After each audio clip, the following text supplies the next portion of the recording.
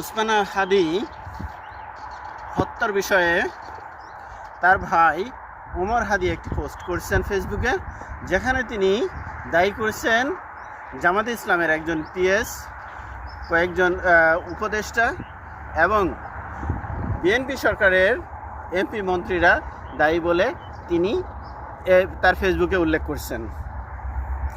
এখন উসমান হাদির বিষয়ে যেহেতু তার ভাই সরাসরি এই বিষয়ে পোস্ট করছেন এবং বিচার দাবি করছেন, তিনি আরও বলেছেন যে এই বিষয়ে যদি আপনি পদক্ষেপ না নেন, সরকারকে বলেছে, তাহলে অর্থাৎ তারেক রহমানকে বলেছে আপনাকে হত্যা করলেও পরবর্তীতে কেউ ব্যবস্থা নেবে না।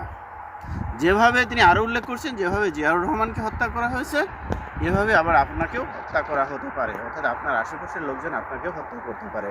সুতরাং এই খুনিদেরকে সঠিক বিচার করুন, এভাবেই তিনি আকুতি জানিয়েছেন। এখন এই